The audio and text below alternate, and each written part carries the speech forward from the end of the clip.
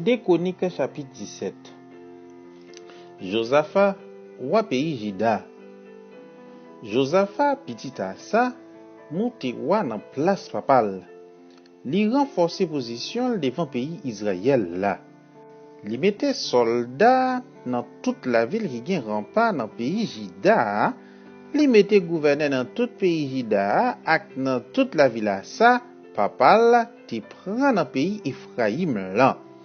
C'est a te campé avec Josaphat parce que li te fait en coup David grand papal dans commencement règne li.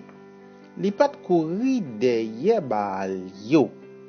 Li tap chercher tout gens pour li te servi bon Dieu ancêtre li ya. Li te marché d'après l'autre bon Dieu ba yo, li pat fait en coup à Israël yo. C'est a ba gouvernement l'en force. Dans pays Juda, tout monde t'a pote cadeau ba li. Comme ça li te vinn gen pile bien. Tout monde t'a fait louange li. Li te prend plaisir nan fait volonté siye. Li fait disparaître tout côté yo tap service idole dans pays Juda ensemble avec tout stati Ashira yo. Li te gen 3 ans depuis li te roi le livrer quelques chefs dans toute la ville pays Juda yo pour montrer peuple là ça pour le faire. Mais nos chefs yo c'était Benaïl, Abadia, Zikaraya, Netaniel ak Mikaya. Yo te gen 9 moun levi ak 2 prêtre ak yo. Moun levi yo te rele Shemaya, Netania, Zebadia, Asayel, Shimeramot, Jonathan, Adonija, Tobija ak Tobadonija. Prêtre yo te rele Elishama ak Joram. Avec livre la loi siye nan men yo, yo marché dans tout pays ya, y aller dans toute la ville yo pour montrer peuple là ça pour li faire. Josaphat te gen en pile pouvoir. Tout gouvernement pays qui te voisin avec pays Juda te si tellement percé yo youn pas chercher faire la guerre à quoi Josaphat. Les contraires te gen pile monde Philisti qui te pote en pile cadeau ak en pile argent ba li tant kou si li te chef yo. Ata moun pays arabi yo te pote 7700 moutons ak 7700 cabrit fait le cadeau. C'est comme ça pouvoir Josaphat tap vin pi fort chaque jour. Dans tout pays Juda, li bâti citadelle ak la ville pour servir dépôt. Li te gen provision en quantité dans toute la ville pays ya. Dans la ville Jérusalem même, li te gen pile 20 soldats. Mais quantité qui te gen d'après branche famille yo. Te gen Adna, commandant tout chef bataillon branche famille Juda, ak 300 000 soldats sous zod li. Li te gen Avel Jokana avec 280 000 soldats sous zod li. Avel toujours te gen Amasia, petit Zikria, ak 200 000 soldats. Amasia sa te pote tête li même sans personne pas demander pour service hier. À la tête moun branche famille Benjamin yo te gen Eliada yon 20 soldat ak 200 000 soldats qui te gen plaque protège ak banza. Avel te gen Jehozabad avec 180 000 soldats bien armés pour la guerre. C'est moun sa yo qui tap servi roi la ville Jérusalem sans compter l'autre soldat roi te mette en garnison dans l'autre la ville ak rempart dans pays Juda.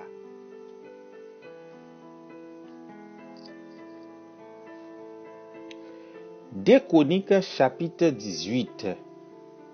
Michée avertit Akab, roi Israël là. Josaphat te vinn gen pile richesse, tout monde t'a fait louange pour lui. Li range yon mariage entre yon moun nan famille ak yon moun nan famille Akab, roi pays Israël là. Quelques années après ça, Josaphat al rend Akab yon visite la ville Samarie. Laisse ça, Akab fait yon gros fête pour Josaphat ensemble ak moun qui te avec yo. li te fait touyer yon paquet mouton ak bœuf pour fête là. Le fini, li cherche prendre tête Josaphat pour y aller attaquer la ville Ramoth dans pays Galarad. Akab ou pays Israël là, dit Josaphat ou pays Juda. Est-ce que vous venez avec pour attaquer la ville Ramoth dans pays Galarad là? Josaphat répond li.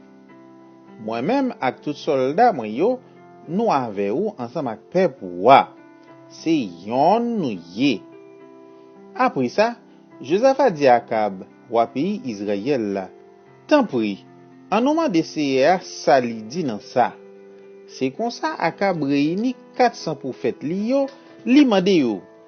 Est-ce que c'est pour m'aller attaquer la ville Ramoth dans pays Galarad là, ou sinon est-ce que c'est pour me quitter ça?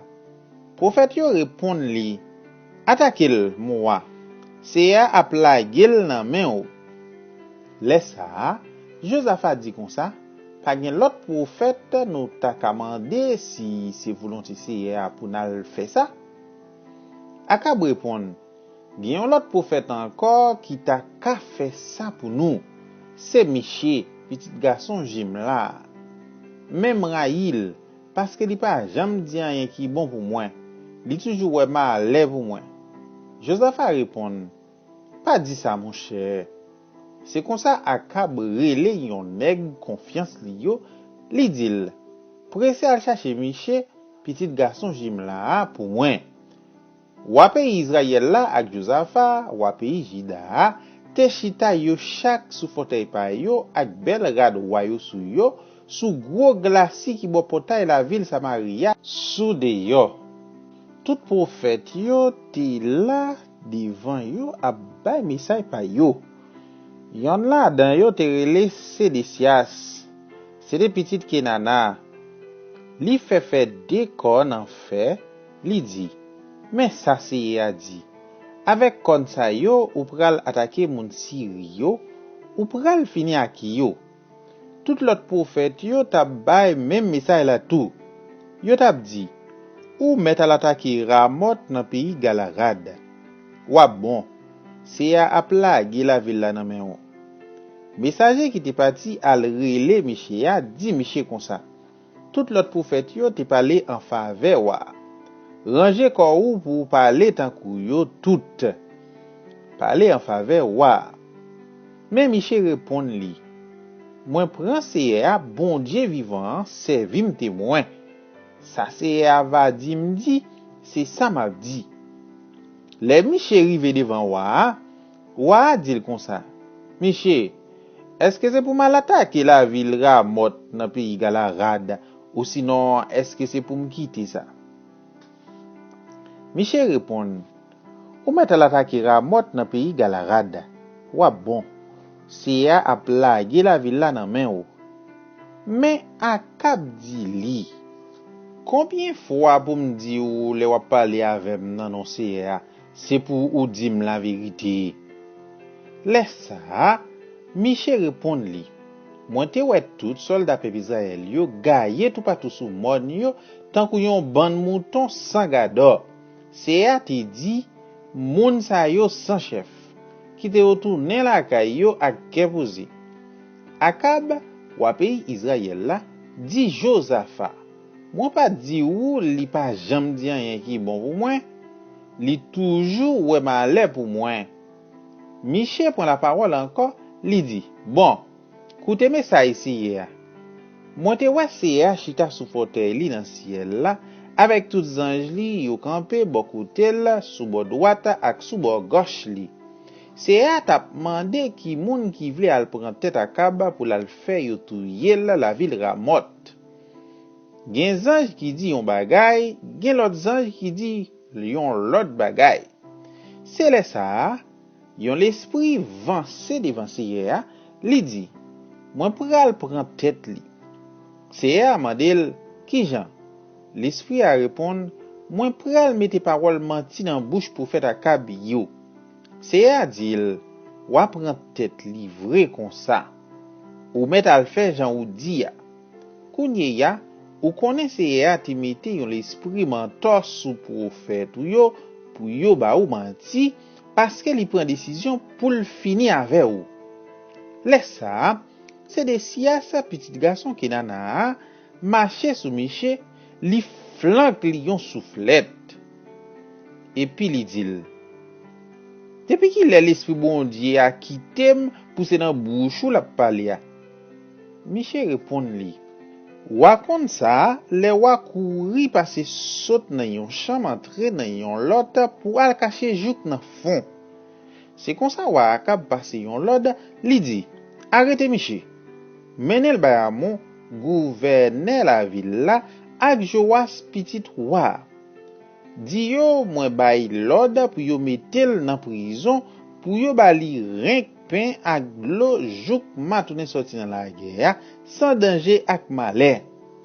Laisse ça, Miché dit, si ou tourne sorti dans la guerre sans danger ni malheur vrai, ou konnen c'est a pas parler dans bouche moi.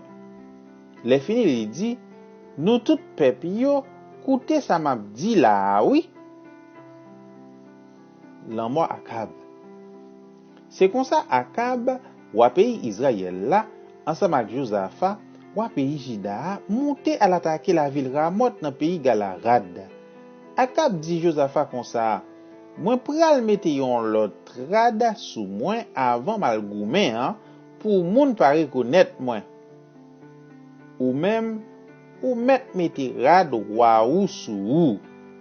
C'est comme ça ou pays Israël là changer rad sous li pour moun pa reconnaître li. Après ça la le goumen.